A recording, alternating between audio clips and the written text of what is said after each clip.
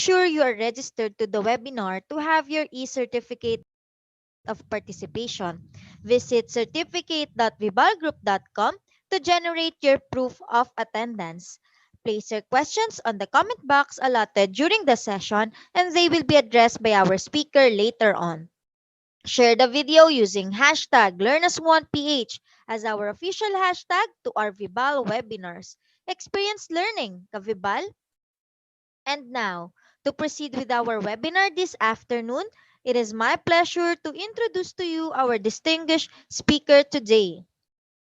He is a consultant and evaluator for K-12 Philippine Basic Education, the curriculum and academic consultant of Sisters of Mary. Ladies and gentlemen, let us welcome Brother Roderick M. Aguirre. Good afternoon, ladies and gentlemen. So here we are again. This is the last day of the week on our learning diagnosis training, and hopefully we shed some light on some of the questions that you have in your mind about how important diagnosis is in understanding and knowing our students, and we use this data for us to be able to come up with a better need-appropriate, learner-centered learning plans, albeit online and distance education. And today, Friday, sorry, my hair is, my hair is growing long and still getting curly and all. Anyway, so today is all about a diagnosis, a system that would help schools be able to cull together data coming from different sources of information from home and school to come up with a better way to understand our students, a holistic way to understand and diagnose the strengths and weaknesses of our students, not only academically, but all other domains that we need to consider in order to understand the status of our students. This student profiling is authored by yours truly. I designed this system a long time ago, but it's still in the process of being refined. And some of this parts of the design I already implemented with the Sisters of Mary and some other schools that I handled, but not fully though. So today it's going to be a national broadcasting of the system that I designed way back in 2014. And I hope you get the idea of this system, and you get to learn how it's done. And hopefully, if you want to know more about this, you can message me and message Vibal. I'm still in the process of finishing the manual. I call it as the manual for student profiling, so that all teachers in the field will be guided how to use it. Don't worry, I will not. It's for free. I'm just making designs for the Philippine education, and I don't charge people for that. Okay, this is for everyone and to help the Philippine educational system, especially the teachers and the schools, be able to understand better, come up with a better system to help our students so that they become more holistic learners who are equipped to be lifelong learners. So before we proceed, I would like to present my PowerPoint presentation for this afternoon. All right, I think this one. Let me go back to the very beginning. All right. So again, those who would like to have a copy of my PowerPoint presentation, so via handout form or note form, do not hesitate to request from my mediators, Michelle and Jillian, a copy of those notes, PowerPoint notes. Okay, just to be clear, PowerPoint notes, especially on student profiling. I cannot provide you with a more detailed handout for this because I'm still finishing the manual. Hopefully, I'll be able to finish it by the end of September, because the manual starts from preschool, which I'm going to explain later on, that the profiling begins at the stage where our students enter formal education. All right. So our title for this afternoon, which is my last session with you guys on diagnosis, and student profiling is a system that puts together or that puts together all the results of your diagnosis from your students. Monday, I gave you ways how to diagnose your students' comprehension, reading comprehension of narratives and informational text. The results of that should be in the student profile for profiling purposes. And then, of course, all other results of diagnosis, interests, academics, performance, rubrics result from their quarterly performances, and other very essential information that can help us understand who our students are at the moment and where they're heading to. I'll call this as a learner's background diagnosis. All right. So to give us more guidance of what we're going to discuss this afternoon, I just prepared a little bit of an outline, the same as I do always. So I'll begin with an introduction, which we're going to identify and bust myths about student profiling and student diagnosis. So just three common misconceptions of teachers and educators out there about diagnosis and student profiling. Although I know you've heard about student profiling, you've heard of student profile, but not profiling. There's a huge difference between a student profile and and student profiling. I'll explain to you the difference between a profile, a student profile, and a student profiling. Okay.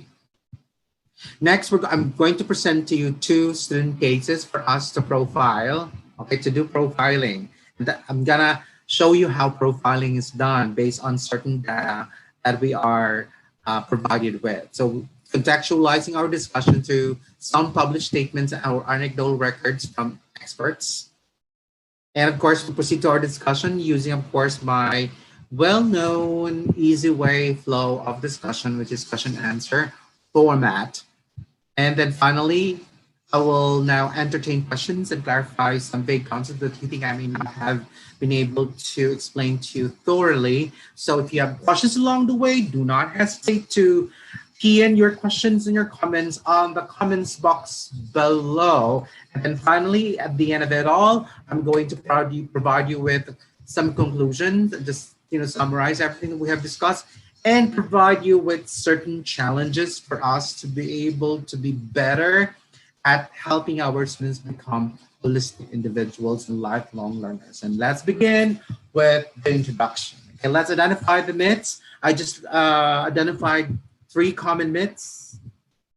I know that, I'm sorry, before I begin, I know that in some parts of the Philippines it's already raining so hard, but here in Cavite, it's still really, really warm and I'm sweating profusely. But I could see from afar, moving towards Manila, the sky is so dark.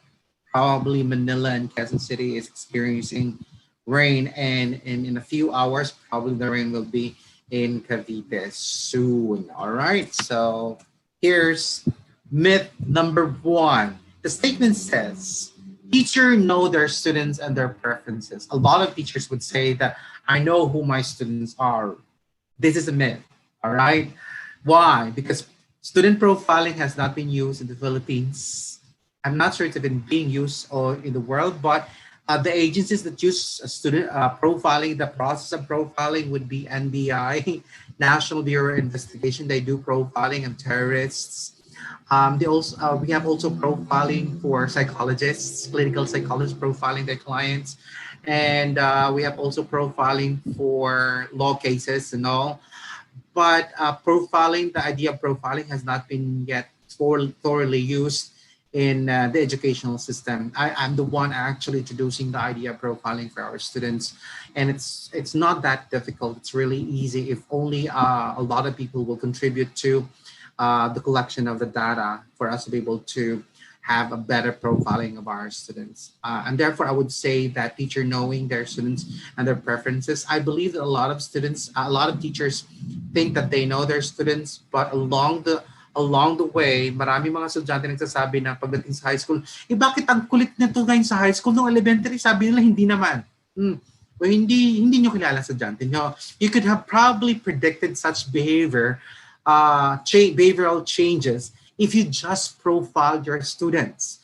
Probably you would also say that ang tali-talino pa naman ng batang yan, pat bigla na lang ngayon bumabagsak ng bagsak. You may not have thoroughly profiled your students in terms of both academic and non-academic.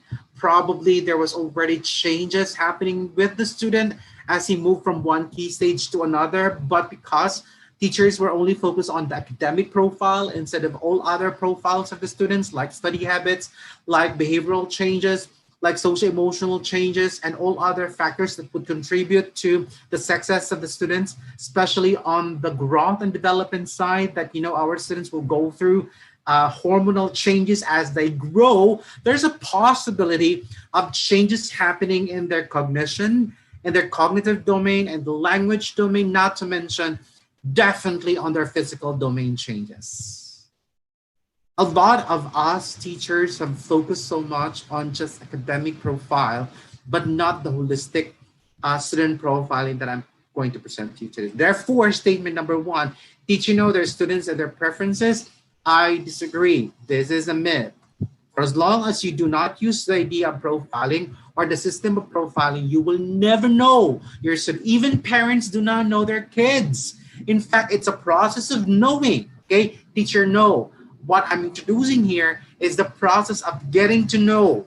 You will never know your students, but it is a process of getting to know your students and be able to help your students in the process of knowing themselves and growing and learning and becoming an individual. Okay. Again, I'm sorry. I need to lower down my energy. I've been drinking coffee since the morning, and then during lunch break, it was so warm here in my place, so I opted to drink soda, cold soda. So I think I'm hyper right now, full of sugar, and I need to slow down. Otherwise, I'll be slurring my words. Okay, statement number two. It says, schools adopt its scholastic and non-scholastic programs to students' needs. I disagree. A lot of school programs, school student interest and organizations have already been placed so that, well, especially for the private and public schools, is for the school to win quizzes, to win quiz bees, to win a lot of competitions, so that the school will have certain announcements to the public that the school, their students won this contest, first place, second place, and third place. The winners, these students who win contest, does not profile all of your students. That will be the profile of that particular student, but it does not mean it is the profile of fewer students. What's happening with the schools in the Philippines is that we're using one student, two students, or top 10 students, or the best, and their profile becomes the profile of the whole student. What if sadyang matalino lang talaga yung 10 yon, pero wala namang nagawa ang school?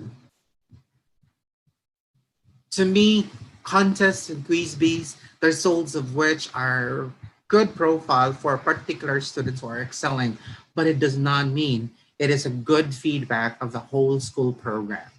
What I would say is, if majority, say 90% of your students, say 60 or 40% of your students came to your school with low academic profile, and then when they graduated from your school, almost 100 of them have high academic program, not just the 10 students, I would say you have a good school program, right? Let's not look at just the 10. Let's look at the whole population. And then individually look at ours. And therefore, statement number 2 is busted. Not one in this school in the Philippines would actually profile all the students or use the profile of their students to be able to guide students in order to achieve scholastically and non-scholastically. Okay, maraming nga nagsasabi na magaling kasi, alam ko meron kayong mga sitwasyon na nagsasabi, alam mo yung sudyaan na top 1 namin, ang galing talaga sa math at science. Magaling naman sa English, kaya lang written, pero pag sa oral mahina. Paano nangyari yun? How can we say that a student is good and yet one component in his development was not well developed? Mamaya ko explain kung anong sinasabi natin na profile ng isang bata for the child to be holistically developed using, of course, a student profile. And the third and last statement, so therefore, wala pa, hindi ko pa nasabi pala. And therefore, together, people out there, statement number 2, schools adopt its scholastic and non-scholastic programs to the needs of students is definitely busted. Okay, it does not. Okay, I would go for highly individualized. Okay, highly individualized learning program. Last statement. I should put my face here at the center, so I'll be looking at the camera instead of looking at the other side. Just strategically put it there in the center, so I you get to have a feeling that I'm talking to you directly. Pardon the glistening forehead. Anyway, you're not here because of the glistening forehead. You're with the information anyway. All right, statement number 3 says, face-to-face interaction is the best teaching and learning process in order to get to know the students well. This is more of getting to know your students well. In fact, this is one of the most effective way of getting to know your students. A lot of teachers do not have time to get to know their students while they are having face-to-face interaction with students because they need to finish the lessons that they have prepared for their students. In fact, a lot of teachers do not know their students really well. Marami nagsasabi nga, di ko ang kilala yung mga bata ko, ang ginagawa nila sa bahay. So, in fact, there are the multiple ways of getting to know your students would be through online, like forms that you need to provide the parents. It could be a form that you provide the parents at home so that they fill out the information that you need to profile your students appropriately. Or if not, we can use the online and distance education right now using the online platforms. You can create Google documents and put there all the information that you need in order for you to profile the students. I will later provide you with the domains that you need to profile among your students so that you can actually know your students. Therefore, face-to-face interaction is the best teaching and learning process in order to get to know the students well. No, your teachers are focused more on teaching than of knowing your students. More often than not, the teachers get to know the academic achievement of their students after the first quarter or second quarter, or after an assessment. That's when they get to know their students, but only a glimpse of who their students are. That's only the academic achievement part. That's academic profile. There are other parts of the student profile that we need to know. Para sa akin kasi, ang nagpo-profiling talaga dapat ang advisor. Okay? Mamaya ko sabihin sa inyo na kung anong dapat ginagawa ng isang advisor to profile. In fact, sa homeroom, I highly suggest that during the homeroom, doon po magagawa ng profiling si teacher. All right. Therefore, statement number 3, face-to-face interaction is the best teaching and learning process in order to get to know the students well is busted. Is a myth. Okay. Now let's proceed to an anecdotal record. Okay, so that we can, place and contextual our discussion about diagnosis using the student profile from an expert's perspective. I'm not saying I'm an expert, but I think on student profiling, I could say since I'm the proponent of that, I could say I'm an expert on it. All right, let's have student phase 1. Let's profile based on this anecdotal record. Okay, let's read. Adam is an 11th grader. Okay, and whenever the teacher gives him an assignment which is unfamiliar to him, he argues about why he has to learn the material or why he has to do it. All right. The arguments usually last a few minutes and end with the teacher becoming upset and sending him to the resource room. When he gets to the resource room, I think it's in the library or the guidance office, the resource room teacher sits down with him and explains what he needs to do to complete the assignment. Adam starts to work without any further comment. Okay, let's profile. Let's look at how old Adam is. Adam is an 11th grader, and whenever the teacher gives him an assignment which is unfamiliar to him, he argues about why he has to learn the material on why he has to do it. Ang unang makikita ng mga teacher, ang sama ng ugali. No, let's look at first the positive side on his social emotional domain. There are 4 domains. We have the cognitive domain, and we have the language domain, we have the physical domain, and the social emotional domain. Let's look at the social emotional domain here. you could see that Adam could express his feelings. And in fact, he's being honest to his teacher. Sabi dito, he argues about why he has to learn the material or why he has to do it. Ang tingin ng teacher sa ang tingin ng teacher sa outburst ng bata ay talagang walang alam. Pero yung outburst na to should have been interpreted by the teacher that Adam is asking for support, asking for help. So what did the teacher do? Pinalis niya. Okay? Ito yung sinasabi ko na hindi natin na-train ang mga teachers natin to understand the behaviors, the behavioral manifestations of our students, to be able, ang tawag nga natin doon ay profiling. Ang profiling is based on a particular domain, we're able to diagnose the needs of our students. Ang nakita lang dito, ang sama ng ugali ng bata, sumasagot to sa akin. Wait, 11 years old na yan, may utak na yan. Talagang sasabihin at sasabihin niya ang kanyang nararamdaman. In fact, he is being honest. Probably, hindi lang niya alam kung paano sabihin sa tamang pamamaraan. Kasi nga, outburst, argue talaga. Pwede mo sabihin, anak, I know what you mean, but you don't have to argue. If you want support from me, all you have to do is to say, ma'am, please, could you please help me on this? So, pwede mong hindi tinuruan ni teacher. Ang ganda sinabi ng teacher, ang tingin ko dito, ang nasa utak ng teacher, walang modo tong batang to. Sumasagot sa akin. Habang yung iba, yes, yung iba nakakaintindi. Ito nga, pag may isang batang ganito ay nagsalita sa'yo, it's a cry for help. Simple. Siyempre, hindi alam ng teacher. Okay? Alright? When he gets to the resource room, tingnan mo ang difference. So, nag-respond si Adam doon sa resource teacher as opposed to his teacher. Bakit? Dahil support lang kailangan niya doon eh. Yun lang naman. So, titingnan natin ito. Ang data na to comes from the social-emotional development of the student.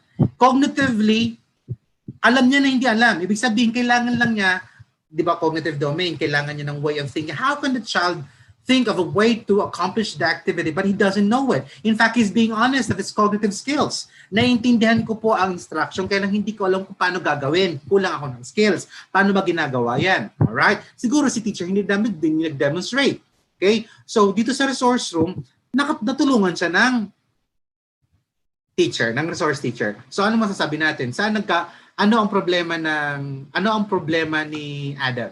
Ang problema ni Adam, one, kailangan niya ng technical and learning support from a teacher. Second, hindi lang niya kanyang pag-express ng kanyang emotions sa kanyang thoughts is not, positively delivered or constructively delivered. Probably he delivers his comments and his ideas in an argumentative way, not making it more democratic and more respectful to the teacher. So yun ang titingnan natin. So sana sa data na to, matutulungan natin ang bata kung anong pangailangan niya. Hindi, isi-set aside lang natin siya. Alright? So this is what we call as profiling. We're trying to understand. We're trying to profile ano ba talaga ang problema ng bata. Ngayon, dahil nga si teacher hindi sanay mag-profile. Sanay lang siya na intindihin lang na kung magulo, makulit, walang alam. Nakahagulo sa buong klase, doon ka sa labas. Naman. I do understand that a lot of teachers they are faced with a lot of different students. Kaya ang sinasabi ko palagi po dito ay importante ang role ng advisor and the guidance counselor's office. I've been saying this for the past few webinars that a school without a good guidance counselor's office and without the training the homeroom teachers and training the school advisors or the class advisors on how to handle the students, especially on the profiling of students, then they will not be able to be fully equipped to help the students. Kasi yung mga content area teachers na hindi naman sila ang advisor, na hindi binigyan ng task na alagaan, parang anak-anak na nila to, mga estudyante nila, wouldn't care about the results, the profile of the students. Tagabigay lang sila ng data sa homeroom teacher o sa advisor. Okay? I think I need to look into the homeroom guidelines ng Department of Education Central Office. I'll look into that. Okay, next. Student case number 2. Let's have Billy. A student in the preschool. So from the senior high school, let's go down to the preschool, okay? A student in the preschool classroom in which you work, okay, frequently leaves his assignment spot during circle time. The teacher has asked you to observe him for 5 days during circle time and count the number of times he leaves his spots. You collected the found data during the 5 days. So, ibig sabihin, nakalagay dito, a classroom in which you frequently lives. Ibig sabihin, ang daming beses. Okay, ang daming beses sa circle time kasi ito yung part na si teacher ang nagbibigay ng information, kumakanta, nagbibigay ng mga konsepto. So, anong problema ng bata dito? Attention. The child is not able, has a very short attention span. Because of that short attention span, the child is not able to focus. And because the child has a problem with focusing, therefore his memory, working memory, is not fully functioning at the moment, lang ha, sa circle time. There's a possibility also on the other side that the information or the concepts are not too interesting to the student. So, two sides palagi. Pag nag-profile tayo, source, ano ang meron sa bata at ano ang meron sa stimulus. So, there's a possibility mababa ang short attention span ng bata sa circle time at hindi siya nakikinig. Umaalis siya eh. Bakit kaya? Tingnan natin sa other side. Baka hindi siya interesado sa pinipresent ng teacher. Hindi within interest. So, there's a possibility ngayon, titingnan natin na, the source of the problem. So, this profile here, this anecdotal record needs further investigation. So, kung sa akin to pinadala, sa school ko dati sa Aquinas, kung sa akin to pinadala, pupunta agad ako sa mag-schedule ako agad ng observation na. Ganito pong ginagawa ko. Okay, so hinihingi ko palagi yung mga anecdotal records ng mga teachers ko sa grade school and high school, and then I would say, okay, sino mga estudyante ang kailangan kong bigyan ng extra observation. So I go around. I make sure that every week I go around school classrooms. I go roam around with particular purpose of identifying some of the students that the teachers have provided me with anecdotal records for me to look for further evidences of the sources of the problem, the students, because my job as a consultant of the school and is to support the teachers. Hindi lahat, ang mga teachers natin hindi na kaya mag-isip ng mga intervention programs. Hindi na rin nila kaya mag-diagnose. Therefore, the school must come up with a team, okay, to support them with diagnosis and understanding the learners. And kami na po na nasa team po namin on the guidance office and academic management is to create intervention programs, tapos sila na lang po mag-implement. Para nakafocus lang po ang teacher namin sa pagtuturo, planning, instruction, and assessment. Okay? So, yun po ang sinasabi. Alam po yun, sample lang po ng profiling po natin. Alright, so to understand how we do that and what is the importance of profiling, let's now move on to discussion. I ate up already 30 minutes of my time. But nonetheless, I still have an hour, so we can go further. Okay, question number 1 in our discussion is, what is student profiling? Okay, I will present it graphically though. Okay, student profiling is getting to know who our students as they enter our school. If our students enter in preschool, we need to profile who they are. And the profile should be, since they are entering to our school, is to profile their background, their family background, their personal background, for us to be able to understand who our student is at the moment. And what are those influences and sources that may be reasons why they have particular struggles with certain skills that they should have acquired at a certain point in their life and outside the school. All right, so we call as entry student profiling. So kunwari po ang bata pumasok sa school po natin ng preschool, sa public school, sa preschool siya pumasok. Therefore, ang mga preschool teachers must do entry student profiling. Mamaya ko explain kung ano mga laman po nun na hindi naman yata ginagawa sa Pilipinas. But if you go abroad, it's being used, being done, but it's not the way I want it to happen. Anyway, and then as the child, sorry with the picture, I couldn't find a picture with the same, hair with, isipin mo tumanda po siya. So as the child moves on to the other grade levels, ang tawag na po natin ay progressive and scholastic student profiling. Ibig sabihin, yung profiles entry po na entry profile ng estudyante po natin ay padagdag ng padagdag. It's sabi nila sa akin, sir, parang portfolio assessment. Yes, kind of like portfolio assessment, but the portfolio assessment is more of academic in nature, academic results in nature than of the profile. Profile po natin, student profiling is not just academic, but the whole the big domains of holistic development. All right? So progressive scholastic student profiling hanggang sa pagdating sa high school. So progressive scholastic student profiling. So ibig sabihin, ginagamit ng mga teachers sa current grade level yung mga experiences, ang mga results, ang profile ng bata in the previous grade level. All right? Halimbawa po, sir, paano po kunwari ang bata po namin ay transferee galing po siya sa ibang school ng grade 3, pagdating sa amin po sila grade 4. So ano dapat? Ang unang hinihingi po natin, ang unang hinahanap ng mga schools ay yung report card. Yung report card po, no? O that's academic lang. Asan po yung other domains? So dapat buo pong profile. Can I have the profile with the student profile with the class record? May mga cases po kami noon na may mga estudyante kami tinatanggap, yung pala may mga behavioral problems. Kaya lang, syempre wala naman sa request ng sir, hinahanapan naman namin ng good moral character. Wala yun. Yung good moral character ay susulatin lang nila. What we need is the profile itself. Right? I'll show it to you anong sura po ng profile. Okay? So that's what student profiling is. Student profiling is understanding our students, collecting all academic and non-academic personal information, family background, put that on a file, and then dagdag po para po pile up, para yung mga teacher na tatanggap sa estudyante, meron siyang babasahin para may basihan siya. Alright? Okay. So, in short, question number 1, what is student profiling? It says profiling is the systematic recording and analysis of a student's multi-domain character. This is my definition, okay? Ako po nag-design ko on what's student profiling. A student's multi-domain. So, ano yung mga domain na yun?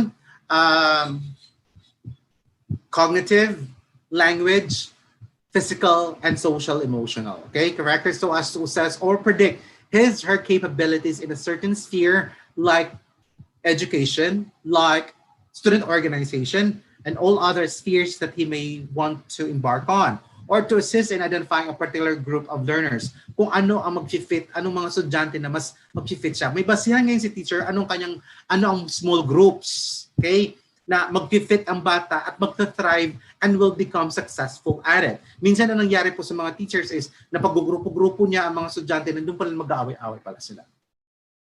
And they don't have the exact combination of abilities and capabilities. So profiling helps our teachers to actually make all of these decisions before instruction happens. I hate my hair. Okay. To summarize our answer to question number 1, a learner profile is a document, project, or conversation that helps teachers learn more about their students. Learner profiles may include information such as personal background, skills, strengths, interests, aspirations, and passions, like likes and dislikes, and cumulative academic data. What's happening in the field right now is that we only have a student profile, but it's not actually a student profile. We only call it a student academic profile, not student profile. Under the student profile is their academic profile. What about their strengths and weaknesses? What about their learning styles? What about their emotional quotient? What about their intelligence quotient? Wala po tayo nun. So paano natin nalalaman na po progreso ang bata? Dapat mayroon tayong data on those. Okay? So let's proceed to question number 2.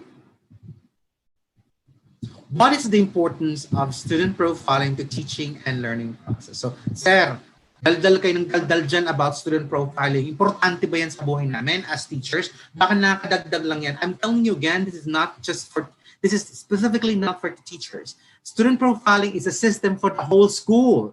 It cannot be just one teacher. The teacher probably provides us with academic profile of the students, but at the end of the day, it's the school who has that system to help the students, both the students and the teachers, and even parents perhaps, to understand the progress of the individual learners.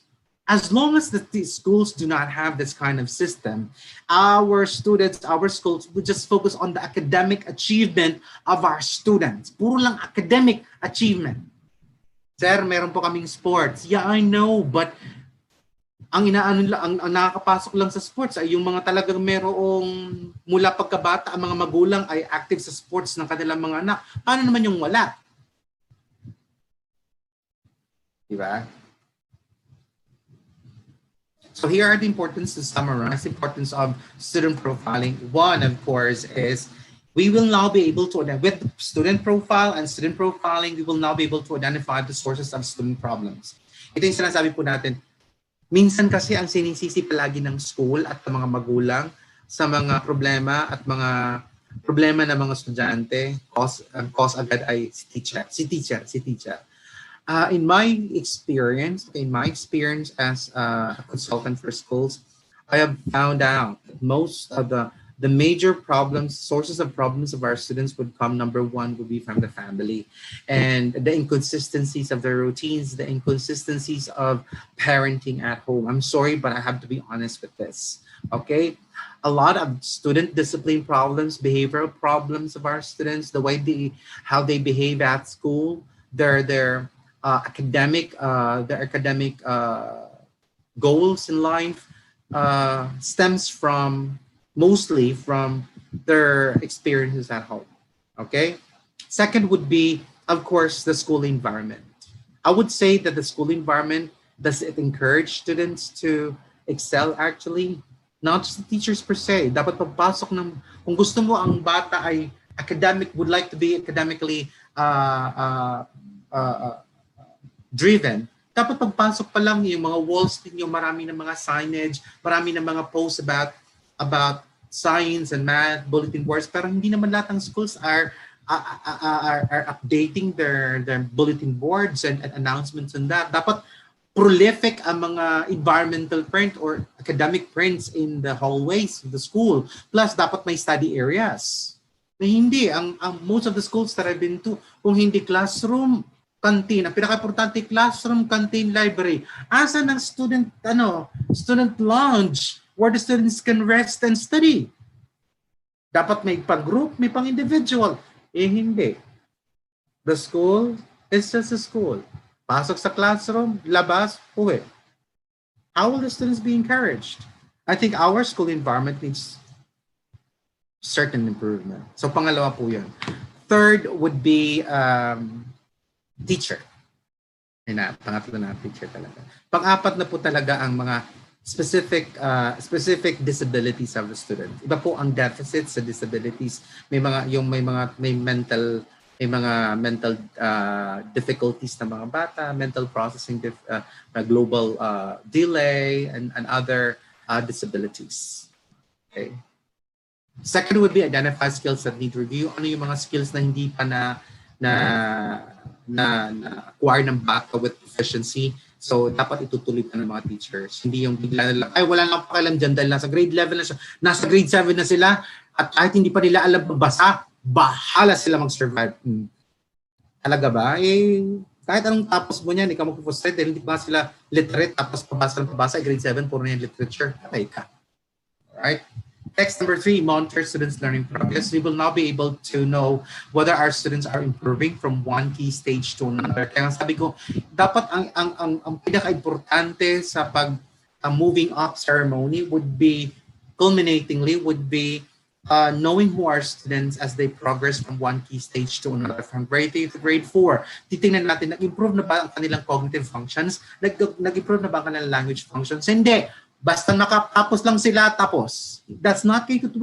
When we designed K-12, it was not designed as such. It was designed that at every key stage, all teachers involved in the development, in the learning of the students, in the holistic development of the students, in that particular key stage must work together for 3 to 4 years and help the child acquire all those domain-based learnings and development. And that when they move on to the next key stage, we review individual students if they have met all of those criteria. Okay, next. Learning progress. Number 4, guide teacher planning instructions. Siyempre, malalaman na ng teacher na, ito yung mga estudyante namin galing sa grade 3. So, ito pala, may mga medyo mahina sa math. Ito pala yung medyo may problema sa akin. Ito kung tututukan ko. Hindi yung, dahil wala ngang data, ang mangyayari tuloy, yung mga teacher sa math, masasyak na lang sila na, meron bang mga mahihina? Along the way lang nalalaman ng mga teachers at tumanggap ng mga estudyante na marami palang hindi pa nakakaintindi. Sorry, dapat, I should be nice because it's Friday. Sabi nga na TGIF. Thank God it's Friday. Sweldo pa yata ng iba dyan, ano? Number 5, evaluate effectiveness of instruction and assessment. How would we know if our instruction and assessment was actually effective? Effective means were we able to address the needs of our learners? And were we able to facilitate an actual change in our students cognitively, in mathematics and math and all other cognitive functions? And finally, provide for informed guidance and counseling. Via the profile, the student profile, malalaman natin kung sino mga kailangan ng mga more counseling and more guidance programs for our students. Pero para sa akin kasi, guidance and counseling are not just for students who have problems. It should be for all. Dapat ito po yung palagi kong ina-argue, leadership training should not only for those student leaders. I don't believe that student leaders are born, they are made. So, marami po dyan ng mga student leaders na minsan, nung elementary pa lang, di pa sa feeling student leaders, pero meron na silang drive na kailang mahiyain. Sana, yung ganung programa ng for guidance and counseling are for all students, not just for selected students. That's what I'm saying about student profile. Okay? So, it is very important for us to keep in mind the goal of process of diagnosis, all right? So, in student profiling, we need to understand, is there something wrong with my students? If there's something wrong, what's wrong? Particularly with my students. Saan domain may problema? Sa domain na yun, ano po problema ng bata? Okay, what's the hang-up? All right, what's getting in the way of learning or are students proving what they in fact actually know? Bakit may problema? Bakit matalino naman siya pero ba't mahiyain? Ba't matalino siya bumagsak naman siya? All right, so we need to know, these are some questions. If our teachers are thinking about it, they are now actually delving into profiling. Pag nag-isip ka na, anong problema ng bata? Binigay ko naman, nagplano, binago ko na nga, ginandahan ko pa ano. Oh, yes, you're now profiling, pero ang perspective mo lang ay wala kang data talaga. Feeling mo lang na ito na dapat ang gagawin mo para masolve yung problema. But without proper profiling, we will not be able to really address the problems, student problems. All right, so let's move on to our third to the last question. Sorry, second to the last question. What components are to be included in the student profile for appropriate profiling? So on that note, ito na po ay mga laman ng student profile. I'm just checking the time. It's already, I still have 45 minutes, I suppose. All right. So the K-12 program will not just for the K-12 program, but for the whole curriculum in the world, wants our students to be holistically developed, imbued with the 21st century skills. Am I right? Okay. So dapat, okay. So pag holistically developed ang bata, dapat na-develop yung kanyang 4 domains. Na-develop ang 4 domains. First domain would be the cognitive development. We call them as the mental skills, right? Now we need to equip our students with the mental skills. And what we're using in the Philippines would be the revised Bloom's taxonomy. We need to help our students to remember, to understand, apply, analyze, evaluate, and create. Therefore, all teachers out there, I'm not going to say teachers, all schools out there must equip their teachers with thorough training on the use of Bloom's taxonomy, not just on assessment, but also on planning and on instruction. Ito po yung tinitrain ko sa mga teachers po namin sa Sisters of Mary na ito ang domains natin sa assessment. Kung anong domains natin sa ina-assess natin sa mga bata, dapat yun din nagre-reflect sa instruction. Ngayon, I need to know kung nagre-reflect sa instruction mo ay nandoon mismo sa plans. That's why we created the modules. The modules reflect the mental skills that we want to be taught to our students. Kung anong tinuro sa mga bata, yun din i-assess. This is what we call as consistency of the taxonomy. Whichever taxonomy you guys out there would choose, Bloom's taxonomy, levels of thinking, dimensions of thinking, there are many taxonomies out there. For as long as it is consistently used in 3 areas, planning, instruction, and assessment, then I believe that the cognitive development of our students, their mental skills, will be gradually developed as they progress from one grade level up to the other grade levels. Okay? Sige po. So, meron po tayong mga training sa susunod nito. So, itong last na training ko po to on profiling, I just realized na ano pa ang kailangan yung training. So magkakaroon po tayo ng training on assessment.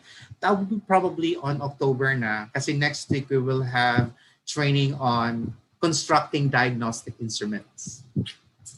Okay? Kasi maraming pong nagko-comments na, Sir, tinuturuan nyo lang kami ng proseso ng pag-diagnose, pero paano gumawa ng instrumento ng diagnostic instrument? Turuan nyo kami yan. And that's what we're going to learn next week.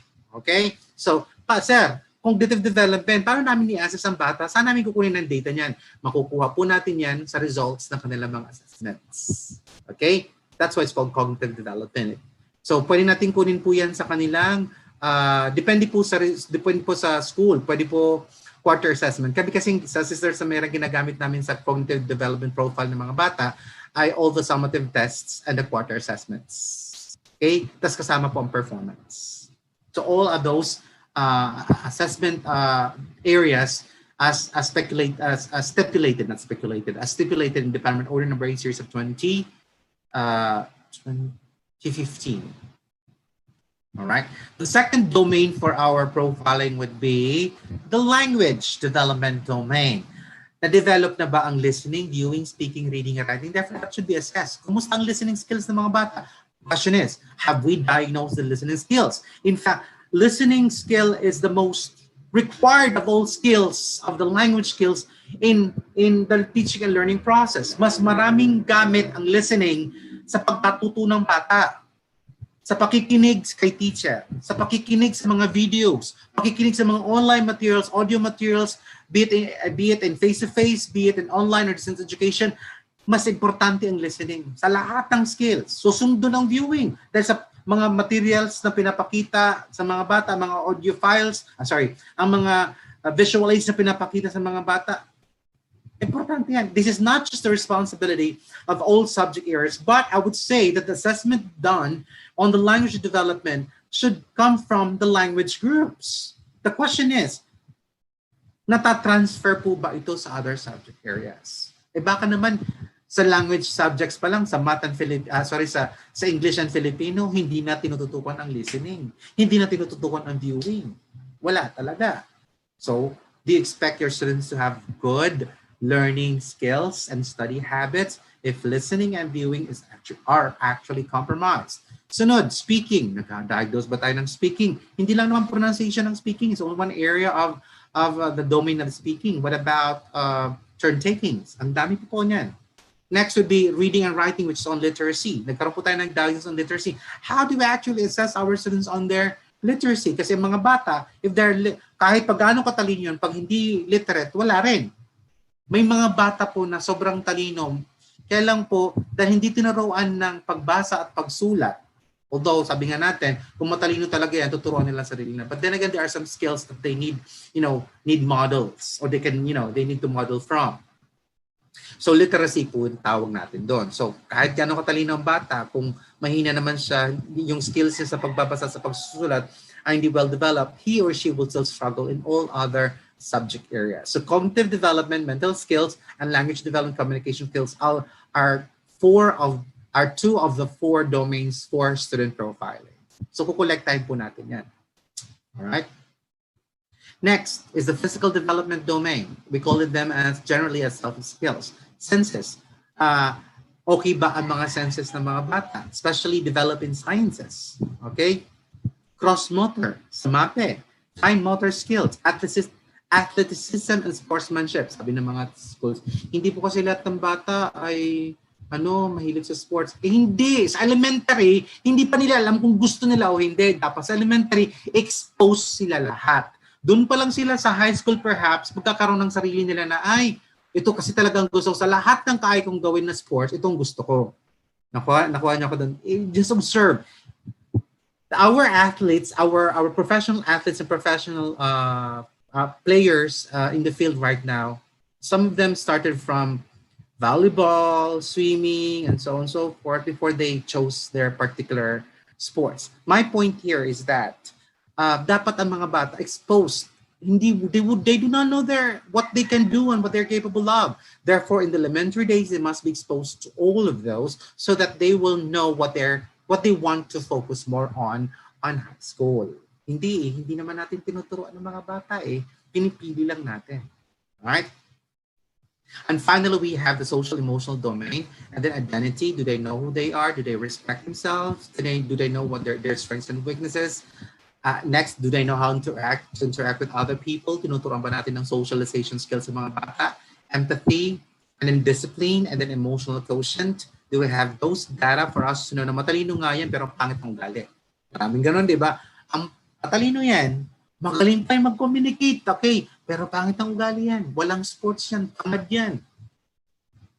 So ganun mga profile natin, matalino tong batang to, pero uwi lang bahay, tulog na ko, magkakasakit to. Magkakaroon to ng diabetes, so kailangan natin itong turuan. So nalalaman natin, holistic. Ang ginagawa kasi natin, puro lang academic. Hindi ganito. So some of the subjects must be ilagay natin dito. Math,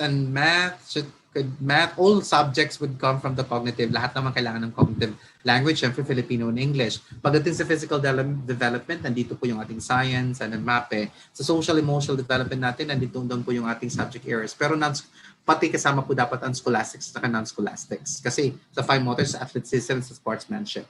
Okay? So, pag na-profile po natin daw, ang cognitive development would give us a glimpse of the development of their critical and creative thinking. Pag meron tayong data on language development, malalaman natin ang literacy and numeracy skills ng mga bata. Pag meron tayong data data ng estudyante about their physical development, we would know about their wealth and well-being. And then finally, if we have data about social emotional development, then we would know their relational skills and spirituality. So these are the 4 big domains of student profiling. We will see, isa lang dito ang kulang sa bata, hindi na siya holistic. Mag-struggle na siya sa school. May problema lang, okay siya sa critical cognitive, sa critical creative thinking, relational skills, sa 3, pero may problema sa health and well-being. Mabubuli yan. Magagamit lang yan ng ibang estudyante. Mahina ang loob. Mahina yan dyan. Oh.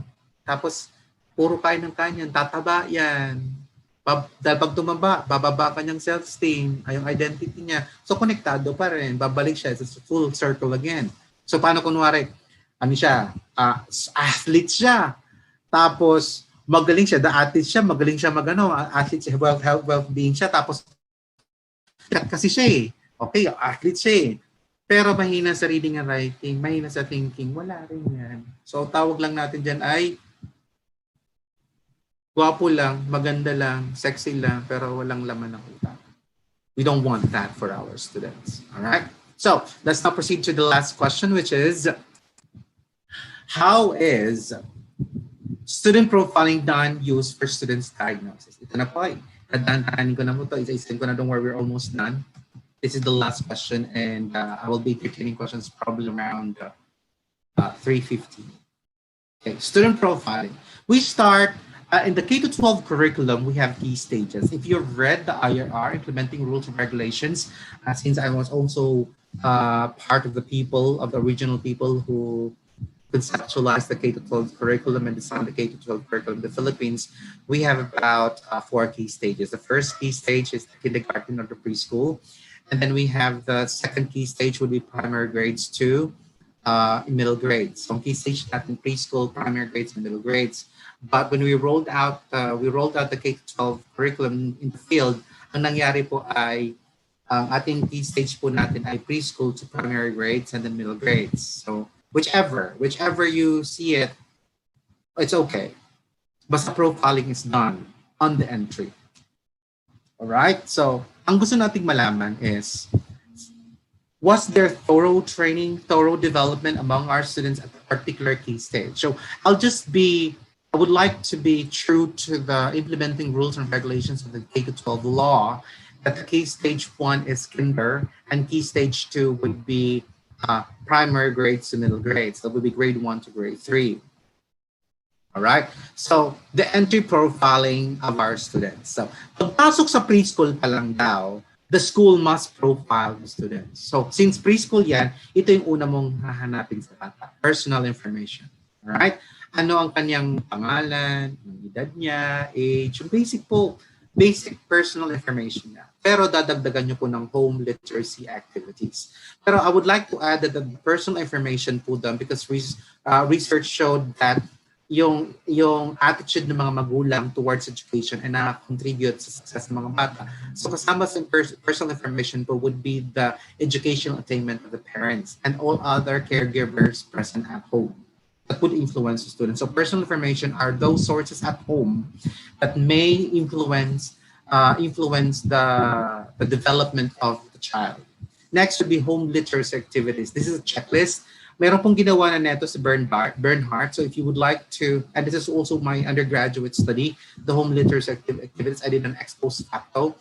My classmates and I came up with, a checklist of the best students in grade 3 at bakit trace back namin kung ano ang mga ginagawa sa bahay, bakit sila naging academically, achievers or academic achievers.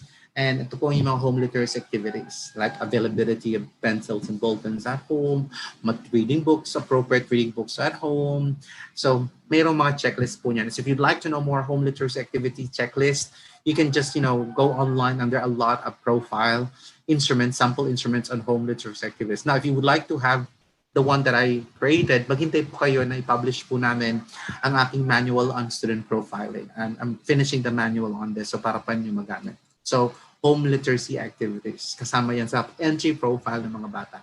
Bakit po kailangan to? Dahil para malaman natin kung sino dito yung madaling turuan na at meron ng experience. At para malaman natin sino kailangan natin tutukan. Importante yan sa mga preschool teachers. Sa school must the school must have the home literacy activities because this information can help greatly our teachers to know sino ang madali nating turuan, paano ang grouping, baka mapagrupo-grupo niya ang walang masyadong background experience on literacy.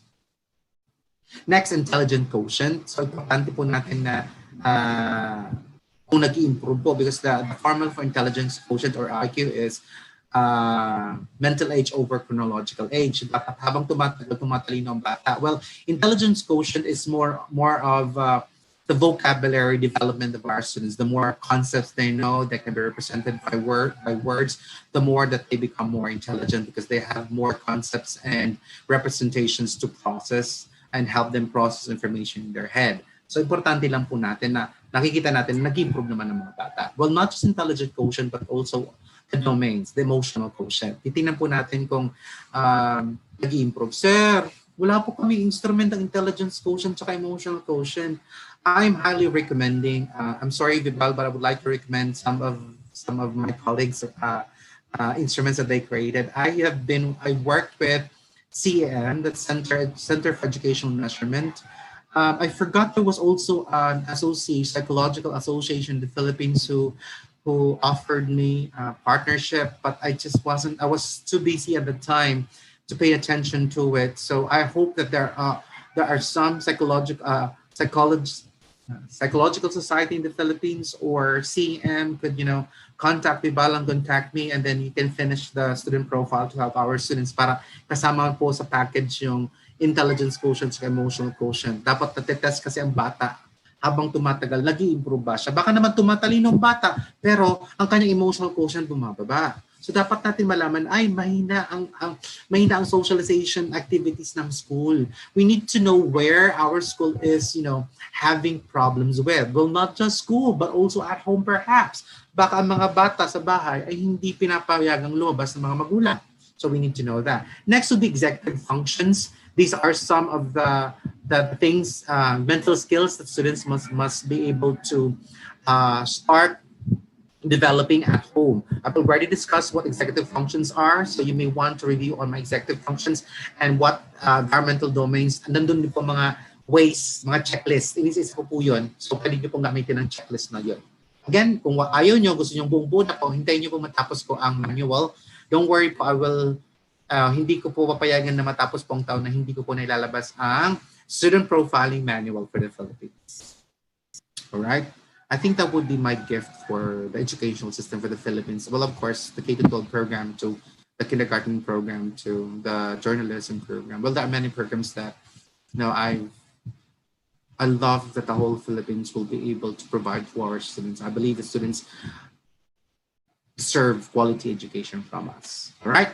Now, as they learn things during the course of preschool, we need to understand, dapat malaman natin ano mga student interest. So, dito na pumapasok yung mga observation ng mga teachers, nakikita niya mga student interest ng mga bata, ano mga games, ano mga activities, ano mga songs, ano mga toys na gusto nila. Then we have, of course, the ECCD checklist. Okay? Dr. Inchong, thank you very much for our short conversation. But I totally understand the importance of ECCD checklist. And now, kasama po yan sa student profiling ko in the entry level in the preschool. So, I'll give you a copy for your perusal and for your approval, of course, later on. Thank you very much. Then, of course, I am very particular with the learning styles of our students because I am a believer that our students have their own personal learning style, but as they move on and as they progress in the educational ladder, they must acquire all other learning styles. So, dapat malaman natin, ano na ang nadadagdag na learning style ng mga bata? Hindi.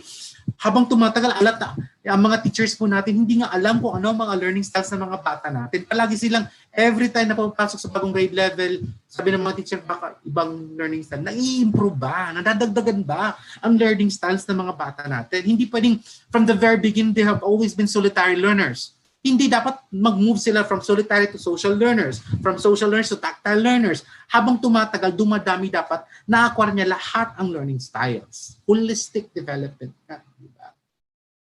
Next, to study habit. Nakikita ba natin? Dahil, syempre, before preschool, wala pa yan mga assignment, wala pang gagawin sa bahay. So, hindi natin malalaman kung ang bahay, ang bata ay nagkakaroon ng study habit. But when the child enters school, especially in preschool, nagkakaroon ng mga additional activities at home. So, titingnan natin kung nagkakaroon ng study habit ang bata. Okay? Right. So, lahat ng information na to, isa-summarize dapat ng advisor. Okay? Ilalagay ang isa-summarize ng advisor ng preschool para ibibigay sana as entry profile sa mga grade 1, grade 2, grade 3 teachers. So, ang tawag na natin doon ay preschool profile. So, yung mga nakuha sa personal information, home literacy, alam mo, hindi naman babago ng kanilang magulang, di ba? Hindi naman babago. Unless, pwede lang po nating update ang kanilang personal information kung ito po ay merong certain relevant information na nagbago. Like, lumipat ng bahay, and so on and so forth. Wala naman siguro nagbago ng gender. Alright? Next, we have the academic profile. So, pagdating kasi sa primary grades, sa preschool kasi wala pa masyadong academics, pero pagdating sa primary grades, as they learn the subjects, they go through the subjects, magkakaroon sila ng academic profile. Sa preschool, wala pa sila ng academic profile. So, ECCD checklist lang po pinapagamit natin as per DepEd Order number 8 series of 2015 and guidelines, implementing rules and regulations of the K-12 program. So, we have the academic profile, magkakaroon ng mga subjects sa mga bata dito. Ang kanyang results sa mga test, major test niya, papasok na sa academic profile ng bata from grades 1 to grade 3. That's why I call it primary grades. So dapat tinitingnan nila na yung information galing sa preschool kina-carry over to the primary grades. Okay? Then we have non-academic profile. Anong performance ng bata sa other non-academic? Halimbawa, ang bata ay merong silang sports program, merong robotics, and so on and so forth. Non-academic na hindi required ng Department of Education. So all other programs that the school offers, like journalism, what else? Sports program, interest programs, and we call them as student organization and student interest clubs. We will have a webinar on that 2 weeks from now. So that would be on the last week of September. We will have a training on paano ba natin ituloy yung mga student organization or non-academics programs of the school nakasama sa profile ng mga bata. Okay. Next, habang tumatagal sa primary grades, kinukolekta dapat ng homeroom ang mga anecdotal records ng mga bata from the grade level, from the subject area teachers. Kaya lang, maganda po sa primary grade sa public school kung self-contained dahil siya rin nagtuturo ng mga subject areas. So siya rin nagagawa ng anecdotal records. Then we have home visitation. Alright, so requirement po natin ng home visit. Yung mga teachers ko po sa dati sa Points po ay tinuruan ko sila kung paano mag-home visitation. I provided them with guidelines how to do it. So hopefully, continue po yun. So for the teachers out there po, hindi lang kayo nag-visit, dapat mayroon po kayong protocol. There's what we call as guidelines for home visitation para po preserve po ang personal data information ng mga magulang at ng mga tao na nasa bahay. At certain permission po. May pinipirmahan po yan. Alright? And then all of this information will be summarized by all teachers in grades 1 to grade 3 as exit profile. Key stage po ito ha. So ito, nasa grade 3 na po sila kunwari. So move on sila sa grade 4. So isa-summarize po yan ng mga teachers or kung sino man ang homeroom teacher or sino advisor ng grade 3 na yun, siya magsa-summarize ng profile ng bata. At yun po gagamitin ng mga grade 4 to grade 6 teachers para gamitin po sa entry profile ng mga estudyante. So, ang mga teachers po sa middle grades, meron na po silang matatanggap. Sana dapat, kung nasunod lang ang K-12, may matatanggap na ang ating middle grade teachers na preschool profile, tapos pinagsama ng academic profile and total records home visitation, sinamarize na po ng mga homeroom teachers ng grade 3, madadagdagan po ang profile ng bata na primary grade profile. Dito, malalaman ngayon ng mga grade 4 teachers ano ang mga nagagawa na ng bata, sino ang mga literate, sino ang mayroong problema sa mental skills, sino ang may mga nag-excel sa sport, sino may problema sa relation, sino may iyan, and so on and so forth. Hindi yung pagdating sa grade 4, grade 5, teachers are assuming na naturo lang. Assumptions are not good. Assumptions are good as just assumptions. But we need profile. We need the student profile. Ito pong manual na ginagawa ko po, pinapose ko po ay na-embed po namin sa K-12 program. Hindi lang siguro nabigyan ng emphasis. But this is a system that the whole school should do. And nangyayari po kasi is highly academic lang po talaga mga schools natin, not highly student development. Holistic development po ang nakalagay sa K-12 curriculum. Let us be reminded of that. Not academically proficient. Our students in the K-12 curriculum we want our students that after going through the K-12 program, they become holistically developed individuals. Holistically. Right? So, gamitin po natin. So, paano po ginagawa yon? So, ang gagawin po ng mga teachers ay lahat ng teachers ng bawat key stage bago lumabas, mag-exit ang bata. Isa-isahin nila ang mga bata. Okay? Or kung hindi, magsama ang advisor po. Pwede po kasing gawin yan sa data, sa Excel. Sa cognitive, test-based lang naman po. Ang cognitive development po natin is quantitative data. Language development po natin is quantitative data. Ang ating physical development ay rubrics-based. Ang ating social emotion development, rubrics-based, analytic rubrics. So, ang gagamitin lang naman po na data ng mga teachers natin ay sa taas po natin, we have the cognitive development are quantitative, while the below po, social, emotional, and physical is both quantitative and qualitative data.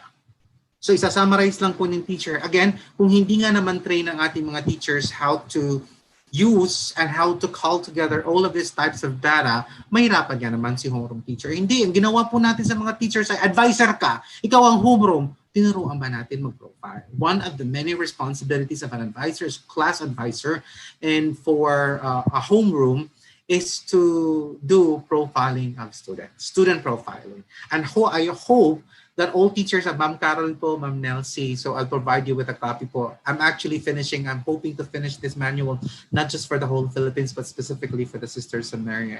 Each sila po yung unang makakuha ng sistema na ito. So all other schools po, after the Sisters of Mary. Okay? So, may profile po. So, ito po dapat ang nakalagay. Ito pong tinututukan. Ano man lang 15 minutes to 30 minutes sa homeroom a week. Malalaman po natin. Tututukan lang po. Magbibigay po ng social, emotional. Ano po, nakafocus. Halimbawa, itong month na to, homeroom, cognitive development ang susupport ng teacher. Sunod po ay language po. So, kung lahat ng components na to ay binibigyan ng tuon po, sumusuporta sa mga estudyante at pangangailangan niya ng lahat sa learning niya, I do believe that the student's profile will improve a lot. Critical thinking, mag-improve. Creative thinking will improve. Literacy and numeracy skills will improve. Health and well-being will improve. Relational skills and spirituality will highly improve if our teachers would do that. Okay? So, kunwari, move on lang po tayo. Continue po tayo. So, sa middle grades po, again, gagamitin po ng mga teachers as ang ating case is junior high school, and then we have the senior high school. Entry level po dapat makuha niya. Meron po silang si grades 4 to grade 6 teachers, makukuha niya yung profile na galing sa preschool at yung primary grade profile. And then on the course of learning, maglalagay po ang mga teachers ng academic profile. Results ng mga tests, lahat po yun. And then non-academic profile ng bata, yung mga interest clubs na tinasalihan niya, organizations, anong performance niya doon, so rubrics po ulit. So ito pong sinasabi ko, lahat po sana ng organizations, student organizations, turuan po natin ang mga bata na after ng kanilang activities, meron po sila palagi pong evaluation. Okay, yung mag-evaluate, self-evaluation, so group evaluation, para po meron po tayong non-academic profile na ilalagay. Galing po doon sa mga organizations na yun. Hindi, we just created those organizations because kailangan ng PEA, kailangan ng mandated ng Department of Education ng Central Office. Hindi lang po ganun yun kasi it develops the holistic development of our students. So nakalagay nga po sa organizations, sa pag-manage ng student organization is that meron pong entry, okay, entry assessment sa mga bata at saka mga ongoing assessment sa mga bata, especially every after their activities. Evaluation po, self-evaluation and group evaluation po ang ating tinuturo sa kanila. And finally, we have anecdotal records, continuous pa rin po yan, and home visitations, continuous pa rin po yan. And then all of this information will be summarized by all the teachers of the middle grades, preferably, of course, with the help of the guidance counselor's office and the homeroom teacher or the class advisor to summarize this so that when the students are promoted to junior high school, all the teachers in the junior high school will receive the preschool primary grade profile and the middle grade profile. Sir, paano po kung ang mga bata ay lilipat ng isang school? Requirement nga ang profile, isa-submit ang profile. So, kunwari, ang isang bata galing sa public school, lumipat ng private school. Yung profile ng bata sa public school ay dapat ibigyan ng kopya. Siyempre may kopya pa rin kayong documentation sa inyong school. So, dapat may magbibigay pa rin kayo ng kopya, hard and soft copy to the receiving school so that they would have a continuous profile. Ang tawag po doon ay progressive at cumulative profiling of our students. Hindi yung back to zero ang bata pag lumipat ng school. Hindi dapat. Kasi ang tinitingnan po natin ay yung continuous development of our students. Right? And then during the course of the junior high school, all teachers will contribute to the compilation of the academic profile of the students and the non-academic profile of the students, and of course, anecdotal records and then home visitation. Okay? If necessary na po ito.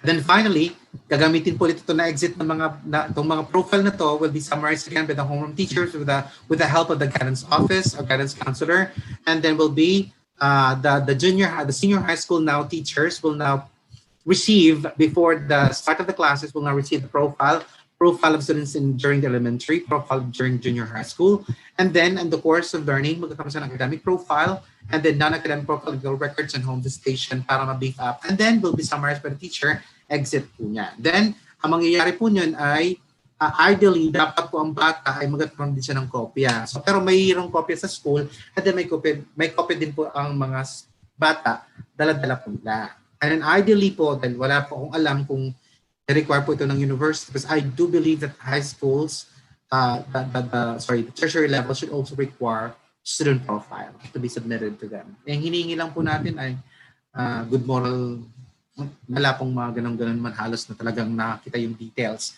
ng development ng bata. So with that being said, this is the complicated process of student profiling. It looks complicated, but I believe that through this system of student profiling, we will be able to help our teachers out there to make more informed decisions as to how they're going to go about their planning, their instruction, and their assessment of their students. And then talagang truly learner-centered po ang gagawin po nating learning environment for our students. Sana po matuloy-tuloy ko. I don't know if you're gonna wait for this, but I promise that I will finish basta hindi ko naman kayang matapusin by September kasi i-validate ko pa yan eh. I will have to finish, but before the end of the year, definitely it will be published.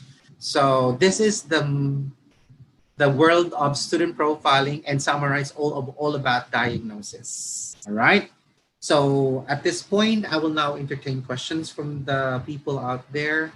So if you have questions, Jillian, so please throw them to me. Thank you very much, brother. Now let's proceed to the question and answer portion. Our first question is from DK Vlog Z. Sir, how can we apply such kind of profiling in the new normal? Ma'am, mas maganda nga po yung, sabi ko nga kanina, mas madali po ngayon itong profiling na to sa new normal kasi nga pwede nyo pong gawin lang yung mga sheets. Ipapadala lang sa mga, kung meron kayong mga messenger sa schools ninyo, ipapadala nyo. Hindi ko alam kung ginagawa nyo na po ito, pero alam ko dapat requirement po ito ng part po yan sa profiling po ng guidance office ng school po dapat. Nandun po yung sinasabi po natin ng personal data sheet, hindi lang nga lang kompleto ng information the way I wanted it, the way I'm proposing it to be. Dapat kumpleto po yun para for the help of the students. So all of these tests po meron po sinasabi na online at meron po dan paper din po. So kung distance po yan, dapat pinapadala kung wala pong internet connection ng mga bata, then talagang paper pencil po ang mga bata. Magti-test po sila, individual po sila. And then the results of their answer sheets will be collected and then will be graded or will be checked by whoever is assigned to check it. And then ang results will be encoded on what we call as a student profile. Natin po sana. Tapos yung iba po, pwede pong, kung meron pong mga connection po sila sa online, so pwede pong gawin po lahat ng profiling po online. Yes. Thank you very much, brother. Our next question is from Ferdinand Kiachon. Paano ko madedevelop holistic ang student with physical disabilities if ang sports development program ng school ay para lang sa normal students? Yun nga sinasabi ko nga, ma'am. Ito yung, ang dami kong nakita ng mga estudyante na hindi nabibigyan ng sports development because ang binibigay lang na sports program ay para lang sa talagang merong inclination towards sports. Paano yung iba na, for me, it's very health and well-being is a program for, it's a school program for all, regardless of the physical conditions of our students. Dapat may sports pa rin or may sports program, health program for asthmatic, para so on so forth. No, ako kasi bata po, asthmatic ako, pero ang school namin sa Divine Word, may swimming para daw sa mga asthmatic daw yun. O ba't ganun? So regardless, pero naiba lang ang programa na, pero lahat kami exposed to sports. I think I came up with this profiling because I've gone through a school na meron pong ganitong sistema pero hindi lang ganun ka-systematic na kumpleto ng domains. But tama po kayo, tama po kayo. Yun nga pong sinasabi ko, hindi na di-develop ang holistical development ng mga bata natin dahil most of our other domains, school programs ng school, ito yung sinasabi po natin, yung physical, tapos ating social emotion, yung mga interest club are only specifically for some students. Dapat nagsisirculate ang mga bata niyan at may mga programa para sa kanila sa lahat ng klase ng estudyante. Otherwise, may mga bata tayo na matatalino lang tapos walang sports. O kung di wala ng sports, hindi alam ang well-being. Diba? O kaya matatalino pero hindi naman marunong makisama sa ibang tao. Pangit ang ugali. So hindi talaga holistic. So ito yung sinasabi ko ng mga the guidance counselor's office programs must not only for students with problems or students who are excelling but for all students. Pasensya po, that's how I see a school should function.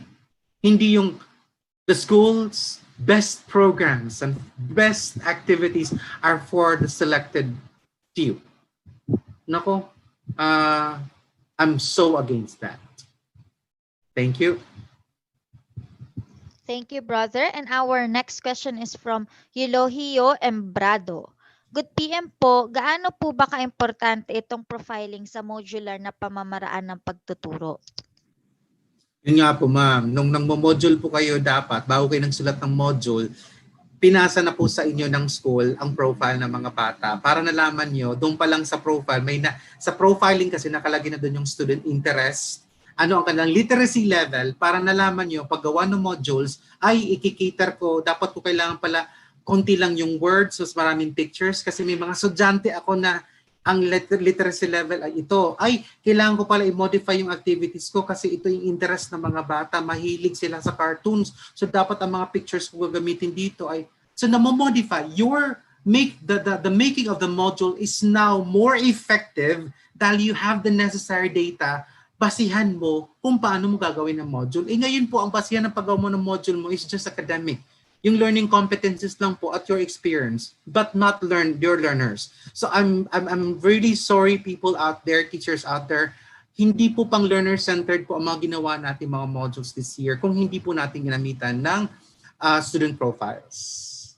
Kung kayo po ay nasa high school, kunwari, teachers kayo ng grade 7 to grade 10, na-receive nyo ba ang profile ng bata ng elementary? Alam nyo ba sa kanila, sino ba sa kanila ang non-readers pa? I'm sorry, I'm not supposed to use the word non-reader. Struggling readers. Marami ba mga estudyante ang mga struggling readers na pumasok sa junior high school? Kung ganun ba, effective ba ang dinevelop natin ng mga materials? Wait, yung mga ilan sa mga estudyante natin na pumasok sa junior high school ang may mahina sa numeracy, sa mathematics, sa early skills ng mathematics. Bakit ganito ang complicated ang mga materials ko sa math modules ko? So, importante po talaga for teachers to receive the profile. But I'm telling you, the student profiling system is not for individual teacher. It should have been done by the school. It is a school system. Kasi isa lang po doon ay nag-contribute si teacher sa like anecdotal record, contribution po ni teacher po yun. Yung academic profile po, contribution po ng ibang teacher sa mga grades. Paano na po yung academic profile? Iyon po yung mga advisors ng mga student organizations. Home visitations po, edi po pwede pong teacher, pwede po yung guidance counselor's office. What I'm trying to say with the profile po, kung ginawa po to natin nung nagsimula pa lang tayo sa K-12, lahat po ng planning ng teacher ay learner-centered lahat. At hindi masakit sa damdamin na may mga feedback na hindi nagustuhan ng bata, hindi appropriate, walang natutunan ng bata kasi non-readers, maraming struggling readers, mababang literacy level, and so on and so forth. Ang sakit sa teacher makarinig ng kanilang ginawa, pinagpagura mga modules ay hindi umakma sa pangangailangan ng mga bata. Hindi naman kasalanan ng mga teacher dahil hindi sila nakareceive ng student profiles. Thank you. That's all the questions we have for now. Any last reminders to our viewers for today po? Thank you. Welcome, of course. I should have put there, open forum na pala, Okay, let's proceed to conclusions, all right? So, just statements for us to be reminded of our discussion today. What our learners require today in schools is not just academic lessons. They need a learning development system. That's a school system that helps them understand themselves, their emotions, and their mental duress or capacity or struggles, while teaching them how to build up healthy and functional relationships, as well as develop resilience and team spirit is a true form of education. Student profiling system can address all of these education aspirations, not just academic, but non-academic, social, relations, physical and well-being, all of which will be addressed at makikita po natin ano pa talaga ang pangailangan ng mga bata pang iba.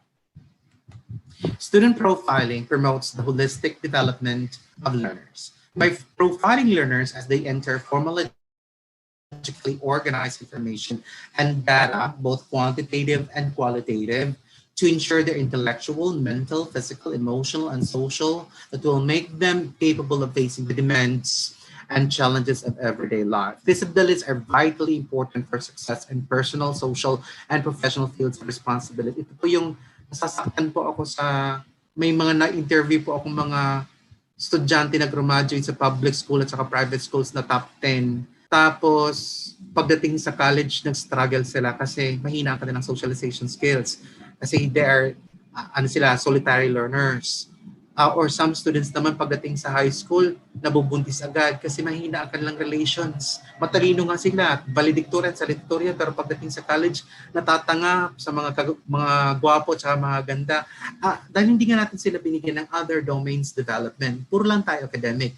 Marami rin ako narinig na graduate ng college na tapos nasa top 10 pero pagdating hindi nakahanap ng trabaho. Hindi nakapag uh, uh, nakapag-board, hindi nakapasa ng board. These are things that we need to look into, that our system is very faulty, that we don't have a system that that promotes holistic development and not just academic development of our students. Hindi ko po sinasabi ito ay trabaho ng isang teacher. Ito po ay trabaho ng lahat ng tao sa school. And there must be one center that focuses on this. And I'm sorry to say this, but this is, should be under the guidance counselor's office. It's in that office that collects data from the teachers, okay, and supports the homeroom teachers and the advisors to make summaries for their exit profiles of the students to be submitted to the entry accepting teachers of a particular key stage. If you are able to do this, then I think the K-12 will really be uh, a good program that addresses the felt needs of our students. And I don't know if there are other ways we can help our teachers out there, but student profiling to me is a more holistic way for doing diagnosis. Anong gamit ng listening diagnosis? Anong gamit ng reading diagnosis? Saan natin siya ilalagay sa profile ng bata? Yun po importante. Kaya tinawag natin student profiling. Sa lahat ng mga results ng mga test ng mga bata, saan natin siya i-categorize sa profile ng bata para maintindihan natin ang kanilang development? Or puro lang tayo academic. Bumagsak ang bata, pumasa ang bata, bumagsak ang bata, pumasa ang bata. Bakit? Ano ang reason? What can we do to help them? On that note, I would like to leave all our teachers, our viewers, with a statement from one of my idols when I was still in college. Uh, uh, when I was designing, college kasi meron kaming curriculum instruction subject. And then one of our requirements for us to graduate from PNU is for us to design a curriculum. So I designed an octagon-based educational program, and I based it from Maria Montessori. All right, she said, education cannot be effective unless it helps a child open up himself to life sa totoong buhay. Now the question is, would helping our students become more academically developed help our students open up themselves to life?